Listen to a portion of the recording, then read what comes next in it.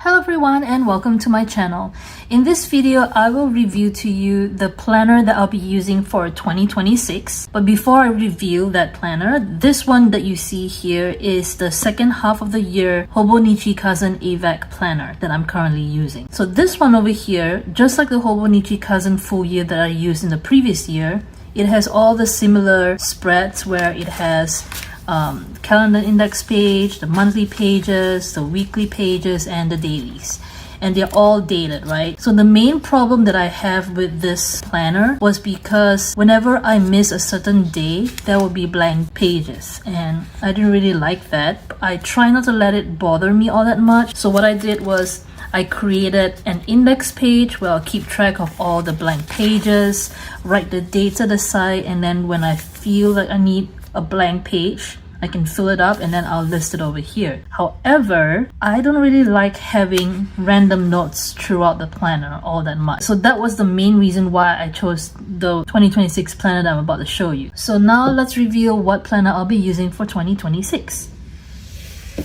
This will be the planner that I'm using for 2026. So this is the Sterling Ink Undated Full Year Common Planner. Now, the thing about this undated planner, if you don't know already, is that first of all, it's undated. And second of all, the daily pages are basically blank pages. It's just like a regular notebook.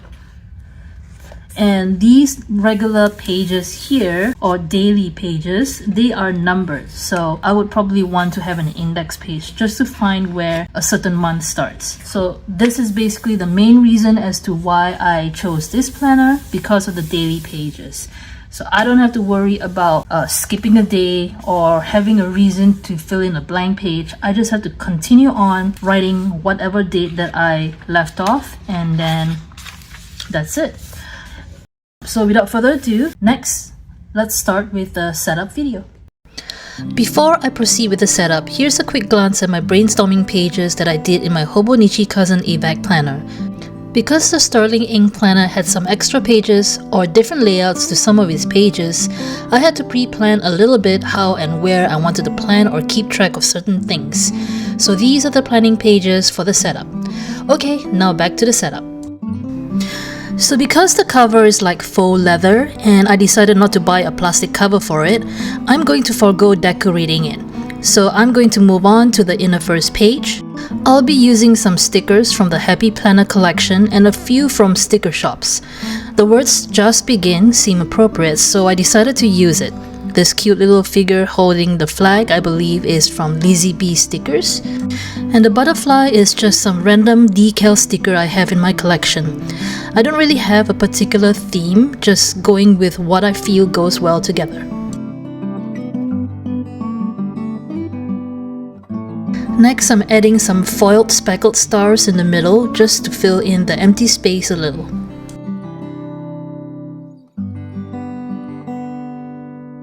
At the top, I'll put these rainbow banner stickers. That's all I'm planning to decorate for this first spread. I'm leaving some space for future editions like quotes or something. For the next page, I'm going to keep it simple. I'll just use some number stickers for the year 2026 and then a decorative sticker on top of it.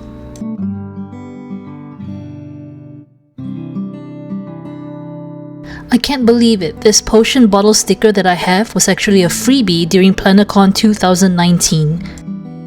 The next page where the blank pages are, I'll be turning this into my monthly family events log. I'm going to divide the pages into the 12 months and then label it by the month. The sticker sheets you saw just now was from the Happy Planner Dashboard Layout Sticker Pack. I knew those would come in handy one day, and this is the time to use it.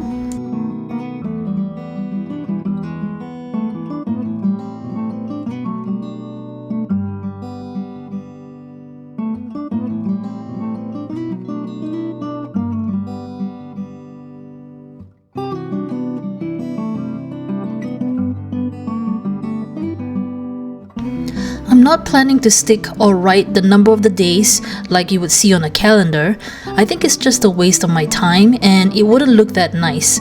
Plus, I need the space to list down the various family events that would happen each month.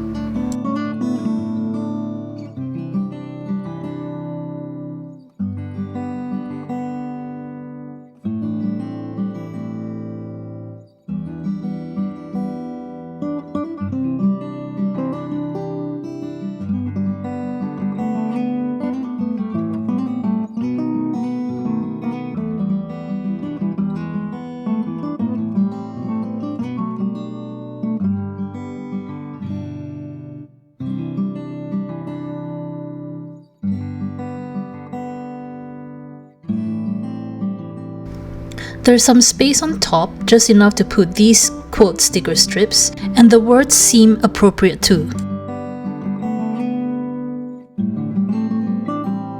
I'm also going to use some clear decorative stickers I have to make the spread a little more colorful and fun to look at. Of course, I'm careful to just decorate the corners so that I have enough space for the writing later.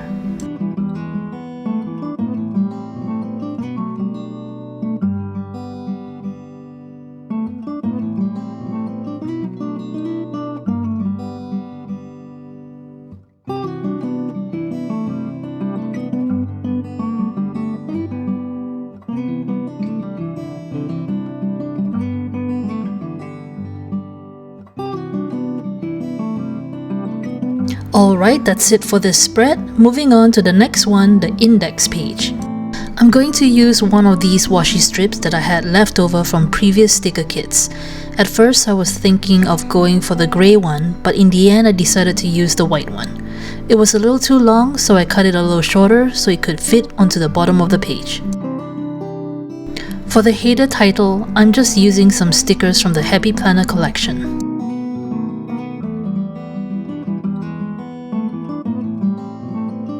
It's most likely going to be a 2-page index page, but for now I'll just decorate the one page.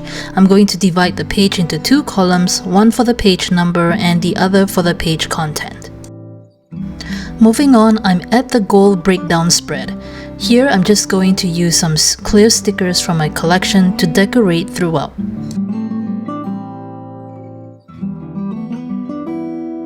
In the first column, it's going to contain the name of the goal category, so I'm using bigger size stickers for each box.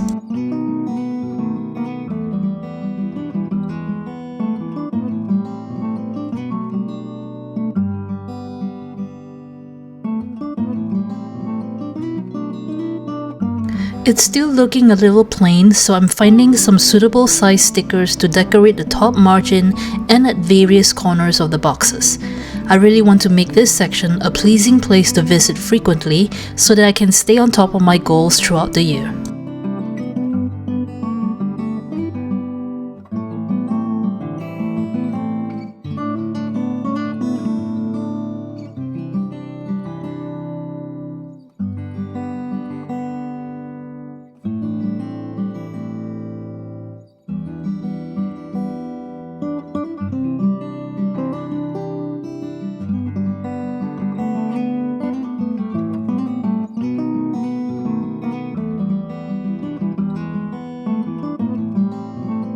I won't be showing you what I'm planning to write in here under each column, but I can show you what the category they are going to be under. I can't quite figure out what the 6th one will be just yet, so I'll leave that for later. Next is the horizontal and vertical quarterly pages. Here I'm planning to use the same month stickers from the Happy Planner pack to label the months. And for this spread, I'll be using it to list out my habit trackers, my monthly task, as well as my self-care activity tracker.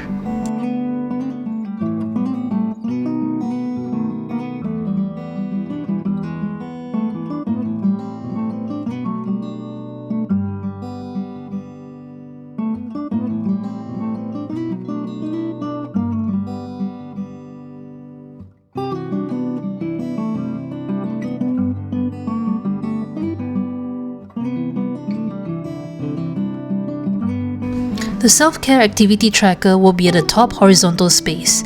At the time, it seemed like a good idea, but later I realized that it was only for 1 month and not 3. It's a little annoying that I did not realize this mistake, and it was poor planning on my part. So what I'll have to do is do a self-care activity tracker for the next 2 months at the daily pages, so like at the start of every month. For the next quarterly pages, I'll have to figure something out for the top horizontal space and where I want to put my self-care activity trackers. I did another mistake when I was writing down the dates for January. I had skipped a line and the 31st ended up being outside of the line. I had considered erasing and rewriting the dates, but decided to just go with it.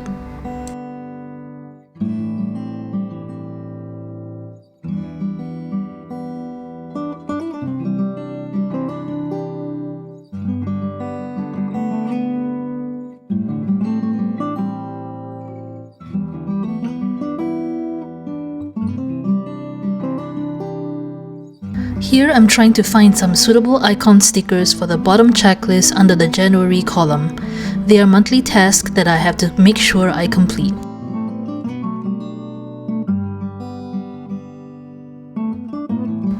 I used to have these tasks in my digital calendar, but I find that I would just delete those notifications because they pop up on my phone during the times that is not convenient for me.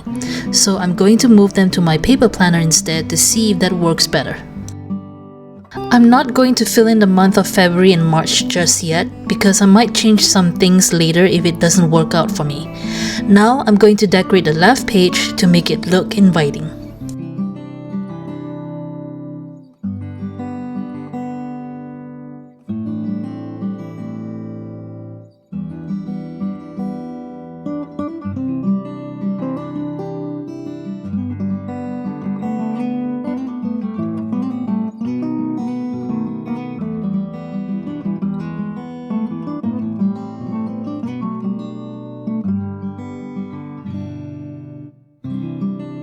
There's still a bit of white space on top of the right page, so I'll add some more stickers there.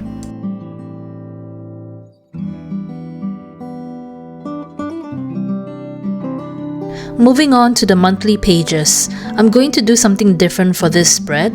Last time it used to be my social media planning page and tracker, and then my self-care log.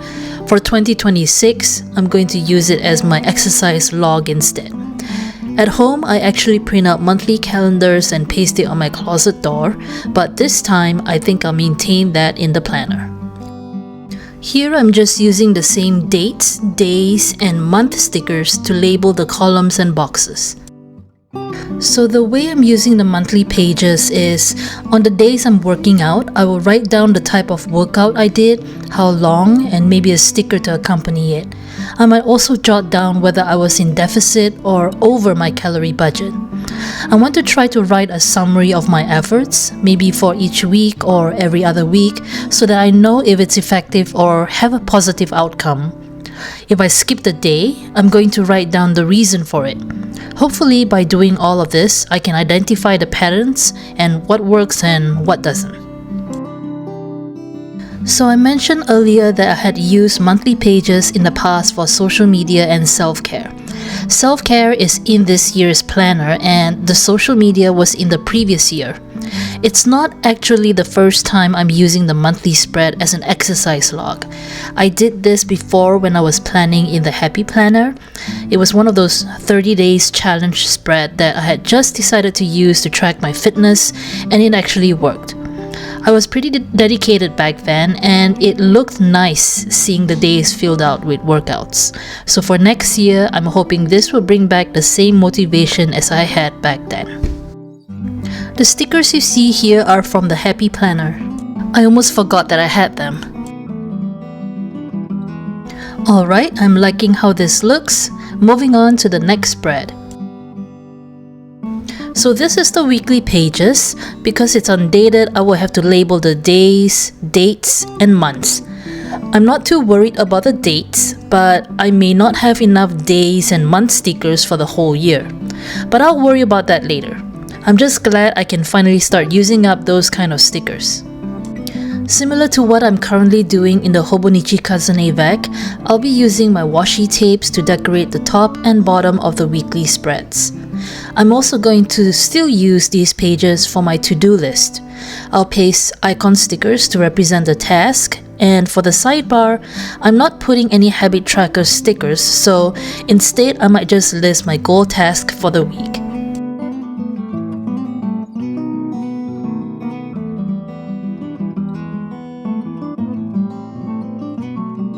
For the dates, I have these strips of round stickers that I had bought from a sticker shop years ago. This was like back when I first started using Happy Planner, and that's something like 6 or 7 years ago. But now I can finally start using them up. Next, I'm moving on to the note pages. Before I'm using it for my daily pages, I will be setting up some spreads. In my HOBONICHI Cousin AVEC, I have the spreads at the back where the note pages are. But since the sterling ink everything is basically note pages here, I will put the spreads at the beginning rather than at the end. Here I'm setting up my cleaning log. I'm calling it chore because I don't have enough of the right stickers to spell out cleaning log. I'm listing all of the rooms or areas in my house and what needs to be cleaned. It's not set for weekly or monthly cleaning just yet, just whenever I have the time to clean. Perhaps later I will mark it aside which ones should be done weekly, monthly, or whenever. After I finish listing them down, I will then write the first letter of each month on the right side of the page. So whenever I've cleaned a certain area, I will just cross it out. The stickers I'm using are from the Happy Planner Stick Babe Essential sticker book, as well as from Happy Daya sticker shop. This part I had to white out the words and rewrite them because I had smudged the ink that was not fully dry. As much as I love this Pilot G2 0.7 pen, it takes a while for the ink to dry. And that's why you see me using this piece of random paper to place in between pages. It's to blot out the ink.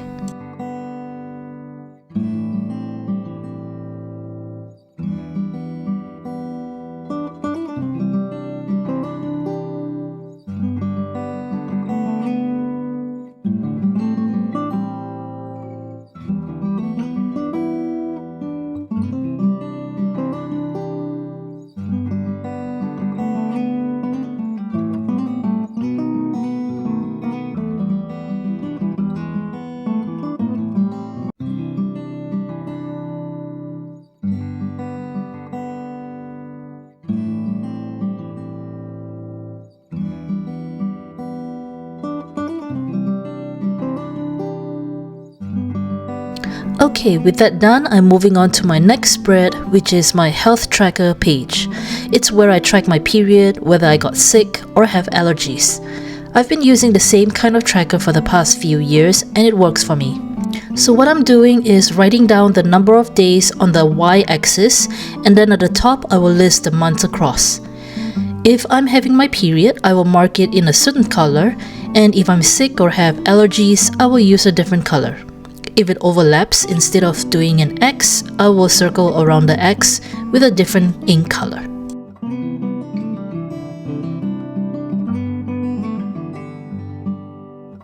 The next spread is my subscription log. I've been keeping a subscription log for the past few years and it has served me well. So I'm going to do the same layout as I had done previously. Initially, I had spaced out the months a little further apart, but I quickly realized that I wouldn't have enough space for the columns. So I had to white out the months and rewrite them. It doesn't look as nice, but at least I will have all the necessary columns for this log. On hindsight, I could have turned the planner and done it long side, but I didn't want to have to turn the planner each time I marked my entries, so this will have to do. The stickers are from the Happy Planner sticker books.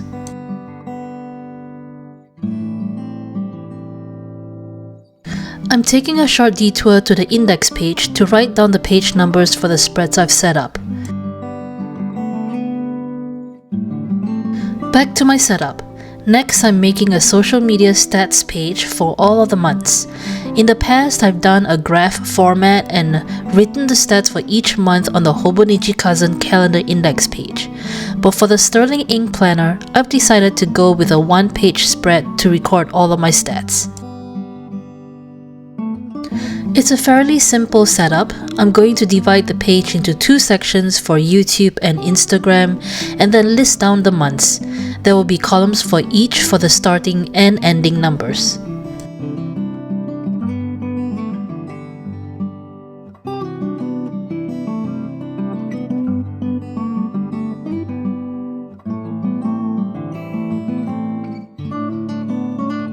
The next spread is something new I've never included in my previous planners before. It's a ranking system that I've seen from the book What Color is Your Parachute, and recently I saw planner YouTuber Jashi Corinne do as one of her suggested layouts.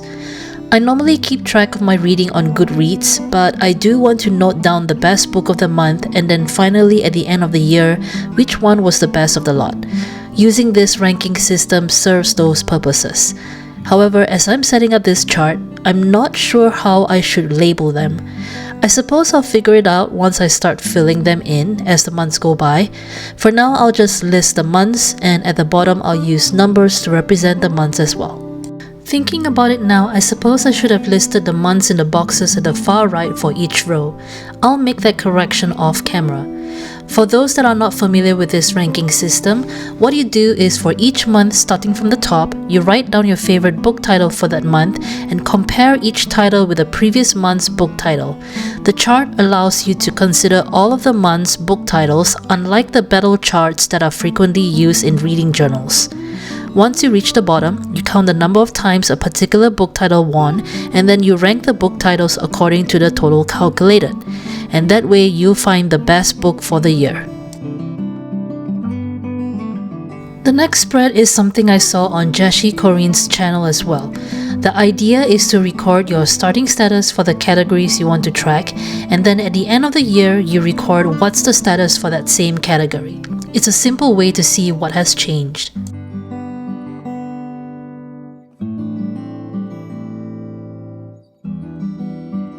The next spread is going to be the January summary page.